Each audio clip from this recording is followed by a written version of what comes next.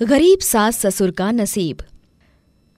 Mummy जी, आपसे आज की डेट में घर के जाले मकड़े निकलेंगे भी या नहीं? सुबह से देख रही हूँ, दोपहर के 1 बज गए, लेकिन आपसे अभी तक ये काम नहीं हुआ। भगवान जाने कौन सी रफ्तार में काम कर रही हैं। अरे कछुए की रफ्तार को छोड़कर खरगोश की रफ्तार लीजिए। अरे बहू, अब मेरी उम्र हो गई है, धीरे धीरे ही सही, लेकिन मैं घर का काम तो कर ही रही हूँ। तू तो वो भी नहीं कर रही, बस बैठकर आराम फरमा रही है और ऑर्डर चला रही है। बुढ़िया कहीं की, तुझे शर्म नहीं आ रही? तो मुझसे जबान लड़ा रही है। तू ये कैसे भूल रही है कि इस घर की मालकिन मैं हूँ? तेरा बेटा अब तेरा नहीं, मेरा पति है। बहू, अगर अनुराग को ये बात पता चल गई कि तू मुझ पर इस तरह अत्याचार करती है, तो वो तुझे इस घर में एक पल भी रुकने नहीं देगा। अभी मैंने तुझसे थोड़ी देर पहले ही कहा था कि वो तेरा बेटा नहीं, मेरा पति है। वो तेरा बेटा पहले था, लेकिन अब वो मेरा पति है, समझी? मैं उससे जो भी बोलूंगी, बस वो उसी बात पर विश्वास करेगा। अगर मेरी बात पर भरोसा नहीं है तो तुझे मैं एक आज रात एग्जाम्पल दिखाऊंगी। इतना कहकर वो वहाँ से चली जाती है और बेचारी लीलावती अपनी आंखों में आंसू लिए घर का सारा काम करने लगती है। शाम को जब अनुराग अपने घर आता है, तब वो सीधा नहाने के लिए चले जाता है, जहाँ वो अपने कमरे में देखता है कि उसकी पत्नी फूट फूट कर रो रही थी। उसको रोता हुआ देख अनुराग उससे बोलता है, अरे जानू, क्या हो गया? तुम रो क्यों रही हो? क्या बताऊं अनुराग, तुम्हारी माँ ने तो मुझ पर जुल्म करने की सारी हदें पार कर दी हैं। अरे लेकिन हुआ क्या है? तुम इस तरह क्यों बोल रही हो? तुम्हें किसी ने कुछ बोला है क्या? आज मैं घर का काम कर रही थी, घर काफी गंदा हो रखा था, इसलिए पूरे घर की सफाई कर रही थी और इस वजह से दोपहर के 1 बज गए। खाना बना हुआ था, लेकिन तुम्हारी माँ और बाबा जी के अंदर इतनी शर्म नहीं है कि वो खुद से खाना लेकर खा सके। मुझ पर चिल्लाते हुए कहते हैं कि मुझे सास ससुर की कदर नहीं है, क्योंकि मैं एक अनाथ हूँ। इसलिए तुम ही बताओ अनुराग, अगर मैं अनाथ हूँ तो क्या इसमें मेरी गलती है? हाँ? नहीं सुमन, तुम ऐसा क्यों बोल रही हो?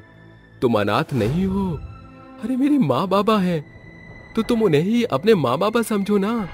क्या समझू अनुराग? आए दिन मुझे इस घर में अनाथ होने का ताना मिलता है। मेरा तो अभी इस घर में रहने का बिल्कुल मन भी नहीं करता। अच्छा ठीक है, मैं माँ और बाबा से इस बारे में बात करता हूँ, ठीक है? इतना कहकर अनुराग अपने माँ बाबा के पास जाता है और उनसे बोलता है, माँ, मुझे आपसे ये उम्मीद नहीं थी।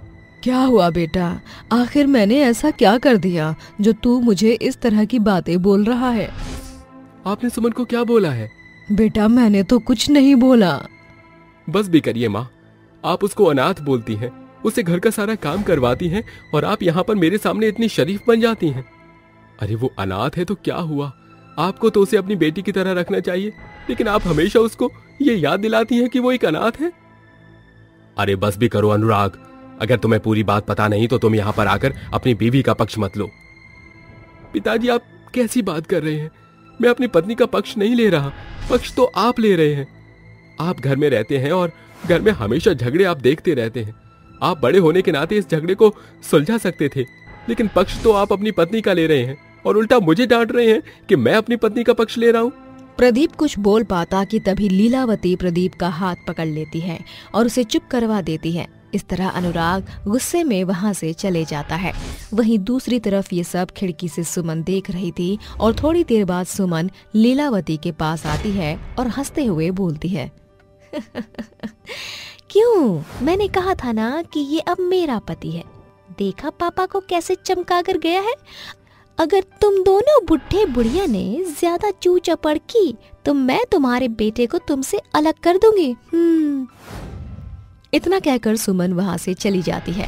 अपनी बहू का ये बर्ताव देखकर प्रदीप रोते हुए बोलता है, लीलावती, पता नहीं हमने पिछले जन्म में कौन से ऐसे बुरे काम किए थे जो हमें आज ऐसी बहू मिली है।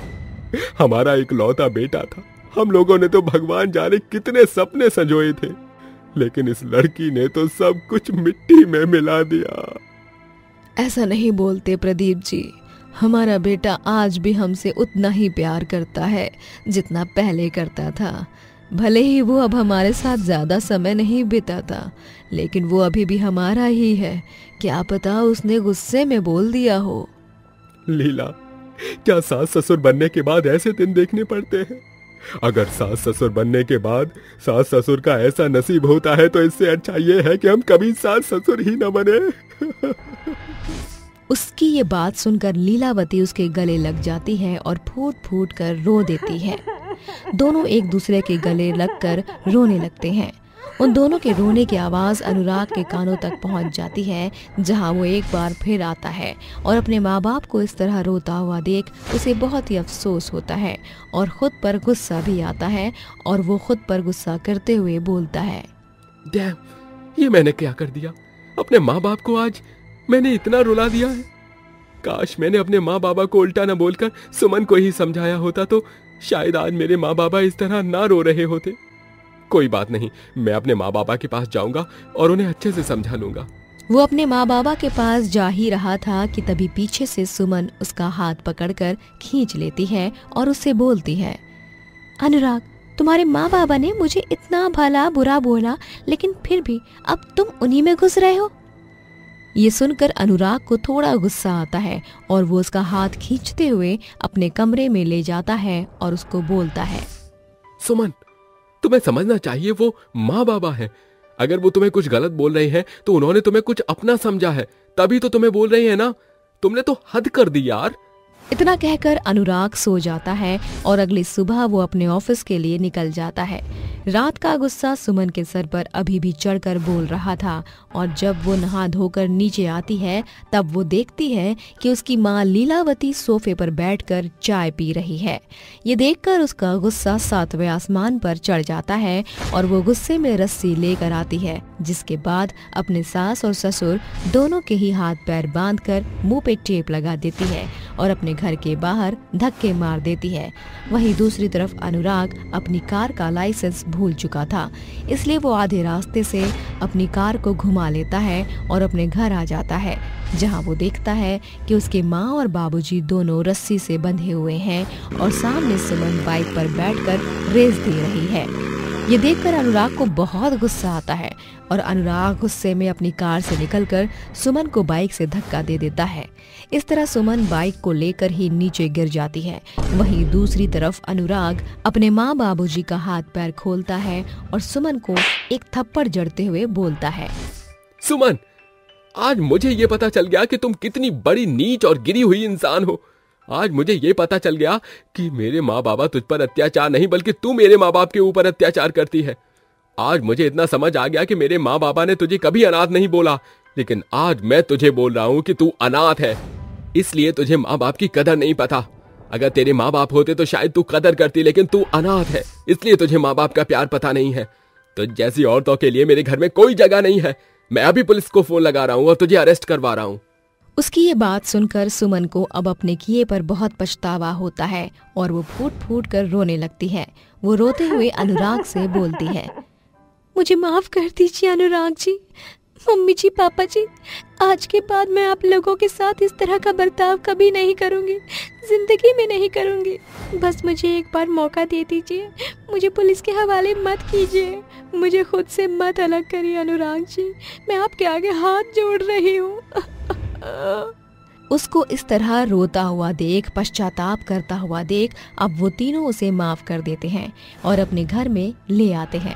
तब से सुमन अपने सास ससुर को माँ बाप की तरह रखने लगी और उनकी देखभाल वो बहुत अच्छे से करने लगी और अब सभी लोग खुशी से अपना जीवन व्यतीत करने लगे।